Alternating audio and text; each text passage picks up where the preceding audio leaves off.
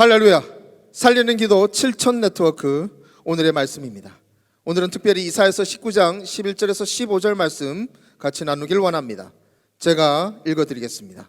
소환의 방백은 어리석었고 바로의 가장 지혜로운 모사의 책략은 우둔하여졌으니 너희가 어떻게 바로에게 이르기를 나는 지혜로운 자들의 자손이라 나는 옛 왕들의 후예라 할 수 있으랴. 너희 지혜로운 자가 어디 있느냐? 그들이 만군의 여호와께서 애굽에 대하여 정하신 뜻을 알 것이요 곧 내게 말할 것이니라. 소환의 방백들은 어리석었고 노업의 방백들은 미혹되었도다. 그들은 애굽 종족들의 모퉁이 또리건을 애굽을 그릇가게 하였도다. 여호와께서 그 가운데 어지러운 마음을 섞으셨으므로 그들이 애굽을 매사에 잘못 가게 함이 취한 자가 토하면서 비틀거림 같게 하였으니 애굽에서 머리나 꼬리며 종려나무 가지나 갈대가 아무 할 일이 없으리라. 아멘. 지금 우리의 가장 큰 관심사는 당연히 코로나19일 것입니다. 언제쯤이면 국내 확진자가 완전히 0이 될 건지, 또한 백신과 치료제는 또한 언제 개발 완료가 될런지, 지금 우리는 매일 아침 눈을 뜨면 제일 먼저 이 코로나19에 관한 기사를 검색하며 새로운 하루를 시작합니다. 어찌 보면 이것이 우리의 자연스러운 일상이 된 듯합니다. 그런데 기사를 보고 있는 어느 날 갑자기 이런 생각이 드는 겁니다. 우리의 모든 관심사를 이 코로나19에 집중한 나머지 혹시 놓치고 있는 것이 있지는 않을까라고 말이죠. 코로나19에만 집중한 나머지 우리가 기도해야 하는 다른 중요한 기도 제목을 혹시 놓치고 있는 건 아닐까라는 그런 생각 드는 겁니다.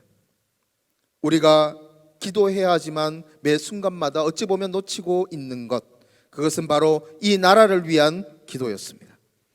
갑작스러운 서울시장의 자살, 또한 갈피를 못 잡고 비틀거리면서 그릇 가고 있는 이 나라의 정책, 무엇보다 매 순간 하나님의 뜻을 거스르면서도 자신들의 죄악을 전혀 알지 못하는 그 수많은 위정자들, 어쩌면 코로나19보다도 더 급한 기도 제목이 바로 이 나라를 위한 기도 제목이 아닐까요? 이처럼 나라를 위한 기도 제목이 너무나도 간절하다고 느낀 것은 오늘 본문에 나온 애굽의 모습에서 바로 우리의 모습을 보기 때문입니다. 성경은 말씀합니다. 소환과 놉은 애굽의 수도인데 이 수도에 있는 수많은 지혜자들이 어리석게 되었고 우둔하게 되었다라고 말이죠. 1월 13절에 이렇게 말씀합니다.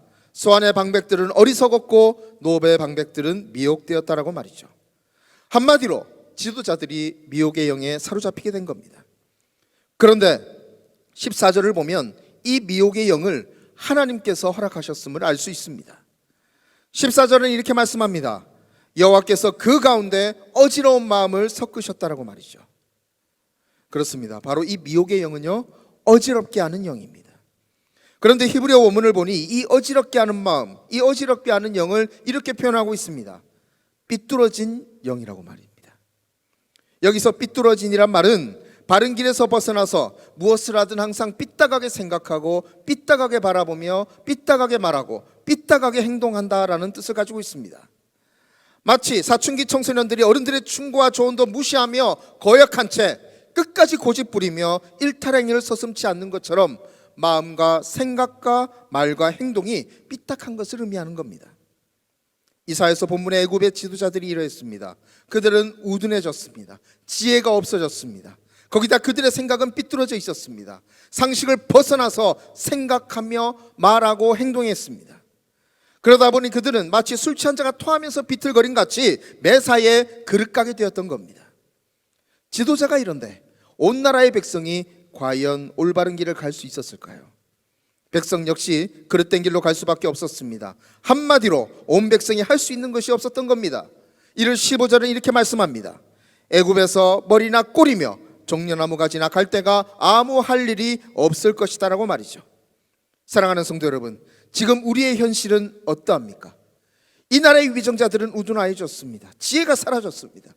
그들의 마음은 미혹의 영으로 인해서 어지러워졌고요, 심히 삐뚤어져 있습니다. 상식이 사라졌습니다. 일관된 기준이 없습니다.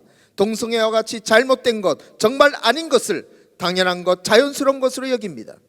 지도자라고 불리는 그들은 바른 길에서 나와 일탈된 행동을 꿈꿉니다. 곳곳에서 부정부패와 범죄, 또한 자살이 판을 칩니다. 절대적 진리를 말하는 교회를 편협하고 옹졸한 집단으로 치부해버립니다.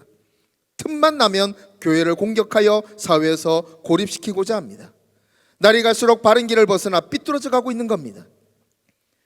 어쩌면 코로나19가 문제가 아닐 것입니다. 하나님의 뜻을 거스르는 죄악된 길을 걸어가고 있는 이 나라, 사망의 길을 가고 있으면서도 자신이 어느 길로 가는지 전혀 알지 못하는 사람들, 코로나19를 통해 죄악된 치부가 적나라하게 드러나는 이 나라가 정말 더 시급한 문제입니다. 사랑하는 성도 여러분, 지금이 바로 기도할 때입니다. 먼저 우리 자신을 위해 간절히 기도해야 합니다. 세상 가운데서 비뚤어지지 않고 오직 주 여호와 하나님의 뜻만 붙잡고 그 뜻을 이루기 위해 살아갈 수 있도록 우리 자신을 위해서 더욱 힘써 기도해야 합니다. 그리고 이 나라를 위해서 기도할 때입니다. 나라의 위정자들을 붙잡고 있는 미혹의 영을 예수의 이름으로 대적하며 쫓을 때입니다. 대통령을 위시한 위정자들에게 지혜를 더하여 달라고, 삐뚤어진 마음을 벗어버리고 상식이 통하는 정책을 내릴 수 있도록, 이 나라가 여호와 하나님이 다스리시는 온전한 주님의 나라가 될 수 있도록 간절히 기도할 때입니다. 이사야서 19장 24절에 이렇게 말씀합니다. 그 나라의 이스라엘이 애굽 및 아수르와 더불어 셋이 세계 중에 복이 되리니. 아멘. 우리가 간절히 나라를 위해 기도할 때 이사야서 19장 24절 말씀은 우리에게 이렇게 이루어질 것입니다. 그 나라의 이스라엘이 대한민국과 더불어 세계 중에 복이 되리니 라고 말이죠.